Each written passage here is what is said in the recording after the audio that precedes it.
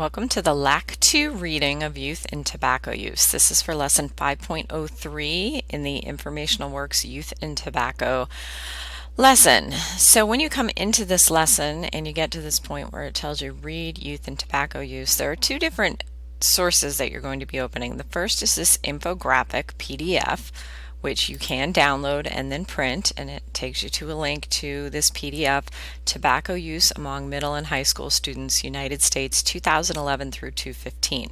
So this is what we call an infographic. It's meant to be visually appealing and still give lots of information on a couple different topics revolving around the same topic of youth and tobacco use.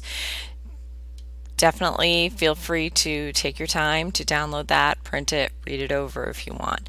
The topics on it include current use of tobacco products by high school students in 2015. About half of middle school and high school students who used tobacco products in 2015 were current users of 2 or more tobacco products. There was a significant decrease in current cigarette use among high school students from 2011 to 2015.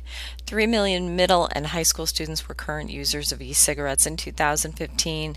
There has been no significant change in overall tobacco use among high school students since 2011. The next source that you're going to need is this text-only version of a document called Youth and Tobacco Use. So this was created by K-12, and if you are in the live session, this will also be pushed out to you. But this is what we're going to go through and read. A couple things before we get started. The superscript here, the numbers refer to the sources at the end of the document. So these are what we call endnotes. So instead of giving the entire information or the author or page number, they just refer you to the sources. So if you look down here, we have a number of different resources, 11 different resources. They also have some further information details and then some fact sheets. And these links down here will actually link you to other places with even more information about tobacco use. But those endnotes coordinate to those sources and the source numbers. So let's get started. Youth and tobacco use. Youth use of tobacco in any form is unsafe. If smoking continues at the current rate among youth in this country, 5.6 million of today's Americans younger than 18 will die from a smoking-related illness. That's about 1 of every 13 Americans aged 17 years or younger alive today. Preventing tobacco use among youth is critical to ending the tobacco epidemic in the United States. Tobacco use is started and established primarily during adolescence. Nearly 9 out of 10 cigarette smokers first tried smoking by age 18, and 99% first tried smoking by age 26. Each day in the United States, more than 3,200 youth aged 18 years or younger smoke their first cigarette, and an additional 2,100 youth and young adults become daily cigarette smokers. Flavorings in tobacco products can make them more appealing to youth.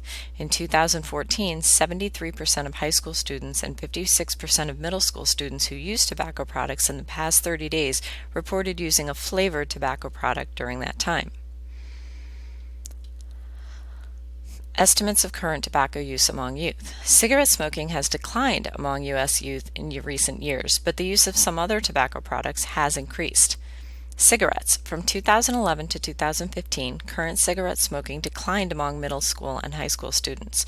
About 2 of every 100 middle school students, 2.3%, reported in 2015 that they smoked cigarettes in the past 30 days, a decrease from 4.3% in 2011. About 9 of every 100 high school students, 9.3%, reported in 2015 that they smoked cigarettes in the past 30 days, a decrease from 15.8% in 2011. Electronic cigarettes or vapes. Current use of electronic cigarettes increased among middle and high school students from 2011 to 2015. About 5 of every 100 middle school students, 5.3%, reported in 2015 that they used electronic cigarettes in the past 30 days, an increase from 0.6% in 2011. 16 of every high school students, 16%, reported in 2015 that they used electronic cigarettes in the past 30 days, an increase from 1.5% in 2011. Hookahs. From 2011 to 2015, current use of hookahs increased among middle and high school students. 2 of every 100 middle school students, 2%, reported in 2015 that they had used hookah in the past 30 days, an increase from 1% in 2011. About 7 of every high school students, 7.2%, reported in 2015 that they had used hookah in the past 30 days, an increase from 4.1% in 2011. Smokeless tobacco. In 2015, nearly 2 of every middle school students, 1.8%, reported current use of smokeless tobacco. 6 of every 100 high school students, 6%, reported current use of smokeless tobacco. All tobacco product use. In 2015, about 7 of every 100 middle school students, 7.4%, and about 25 of every 100 high school students, 25.3%, used some type of tobacco product.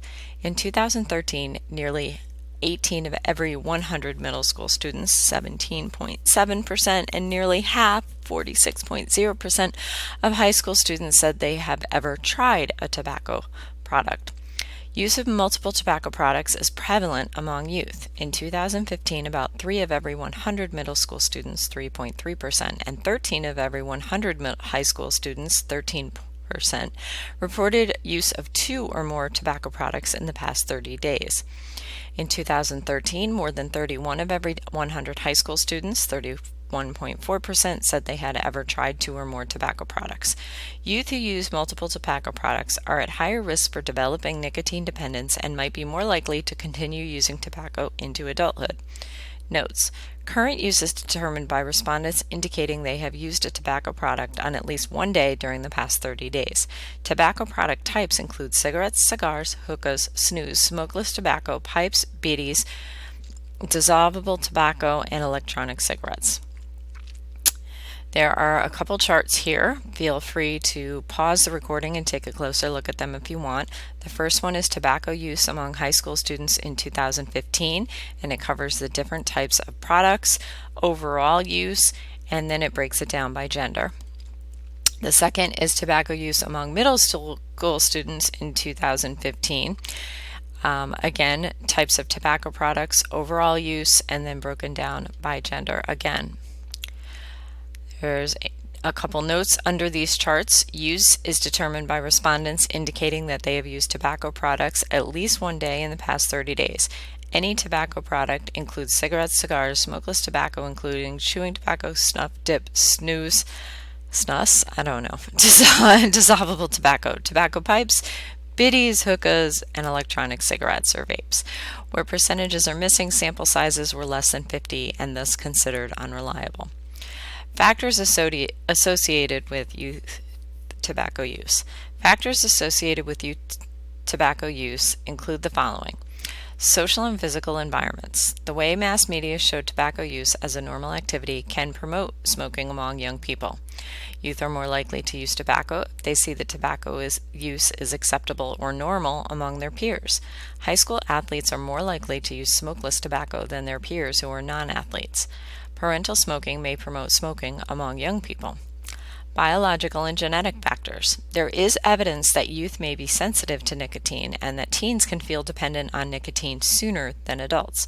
Genetic factors may make quitting smoking more difficult for young people. A mother smoking during pregnancy may increase the likelihood that her offspring will become regular smokers. Mental health. There is a strong relationship between youth smoking and depression, anxiety, and stress. Personal perceptions. Expectations of positive outcomes from smoking, such as coping with stress and controlling weight, are related to youth tobacco use. Other influences that affect youth tobacco use include lower socioeconomic status, including lower income or education, lack of skills to resist influence to tobacco use, lack of support or involvement from parents, accessibility, availability, and price of tobacco products, low level of academic achievement, low self-esteem or low self-image or self-esteem, exposure to tobacco advertising. Reducing youth tobacco use. National, state, and local program activities have been shown to reduce and prevent youth tobacco use when implemented together. They include the following: higher costs for tobacco products, for example, through increased taxes. promoting smoking in indoor areas of work sites and public places, raising the minimum age of sale for tobacco products to 21 years, which has recently emerged as a potential strategy for reducing youth tobacco use, TV and radio commercials, posters, and other media messages targeted toward youth and counter tobacco product advertisements, community programs and school and college policies and interventions that encourage tobacco-free environments and lifestyles, community programs that reduce tobacco advertising, promotions, and availability of tobacco products. Some social and environmental factors that have been found to be related to lower smoking levels among youth. Among these are religious participation, racial, ethnic pride, and strong racial identity, higher academic achievement, and aspirations. Continued efforts are needed to prevent and reduce the use of all forms of tobacco use among youth. Here again are your references. For further information, the Center for Disease Control and Prevention, and fact sheets. And there it is. If you have any questions, feel free to ask your teacher.